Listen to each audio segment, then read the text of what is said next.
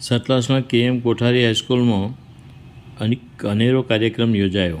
ગુજરાત સરકારના નશામુક્ત ગુજરાત, સશક્ત ગુજરાત અને નશામુક્ત ભારત અભિયાન અંતર્ગત સતલાસના સ્થિત KM કોઠારી હાઈસ્કૂલ ખાતે જનજાગૃતિ કાર્યક્રમ અંતર્ગત પ્રોગ્રામ યોજાયો હતો.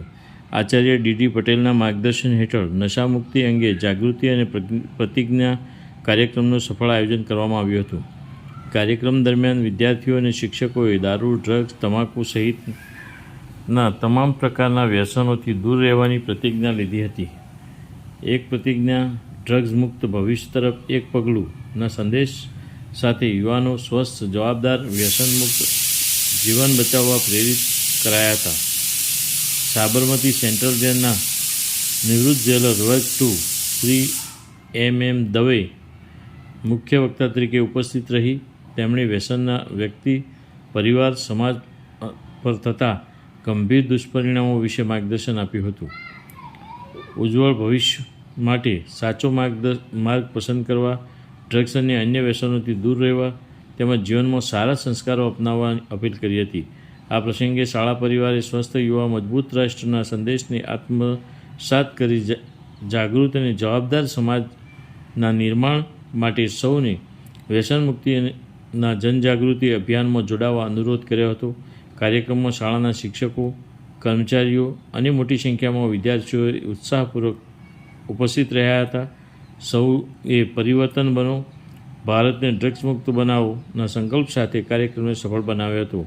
ઓનલાઈન TV ન્યૂઝ રિપોર્ટર સફળ થવા માટે તમે શાળાએ આવતા હોય, બાલ મંદિરથી શરૂ કરી અને બાલ મંદિર, પ્રાથમિક શાળા, હાઈસ્કૂલ, કોલેજ અને ખાસ પ્રકારના કોઈ અભ્યાસક્રમ પૂર્ણ કરો ત્યારે 20 કે 25 વર્ષે તમે તમારા ગોલ સુધી પહોંચી શકો. અને દરેક વ્યક્તિને અલગ અલગ ફિલ્ડમાં જવું હોય એટલે દરેક ફિલ્ડ સચવાઈ જાય. મારી વાત સમજજો. પરંતુ આખા દેશના કે દુનિયામાં કે કોઈ સ્કૂલના કોઈ યુવાન કે કોઈ વિદ્યાર્થીને એવો ગોલ કે એવું સપનું ન હોય કે મોટા થઈને મોટા ગુનેગાર બનવું છે અને ક્રિમિનલ બનવું છે અને ગેંગસ્ટર બનવું છે અને જેલમાં જવું છે. એવું સપનું કોઈનું ન હોય, કોઈના વાલીઓનું ન હોય, કોઈ શિક્ષકોનું ન હોય કે મારી શાળાનો વિદ્યાર્થી ભવિષ્યમાં પણ જેલમાં જાય, જેલનો અધિકારી બને એવું છે પણ જેલમાં ગુનેગાર તરીકે જાય એવું કોઈ ન હોય છે. ગુનેગાર બનવાના કોઈ ક્યાંય ક્લાસ નથી ચાલતા, કોઈ ટ્યુશન ક્લાસ નથી ચાલતા.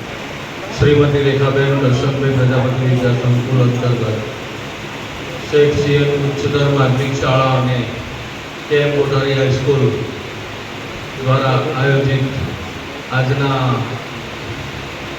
સળગતો પ્રશ્ન ડ્રગ્સ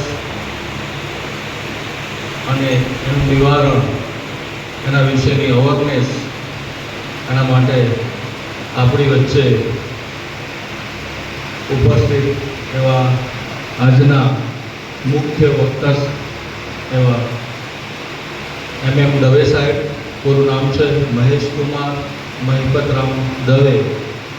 આ પોતે સાબરમતી સેન્ટ્રલ જેલની અંદર છેલ્લા પોતાના સેવાકાળના 34 વર્ષ એક જેલર તરીકેની સેવાઓ આપી એ જેલમાં આવે એવું નથી.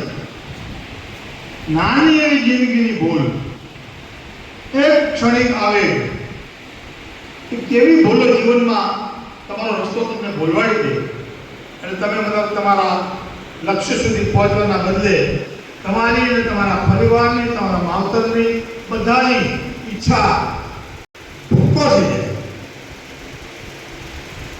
સરસ મજાના ઉદાહરણો સાથે મારે તમને વાત કરવી છે કે જિંદગીમાં 3 બાબતો,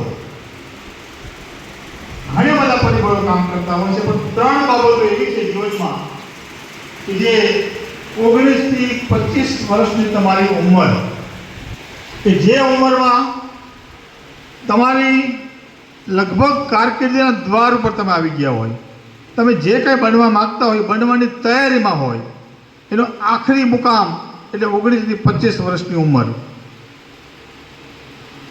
19 થી 25 વર્ષની ઉંમર તમારી એ બેસ્ટ કારકિર્દી બનાવવાની ઉંમર અને જિંદગી બગાડવાની ઉંમર.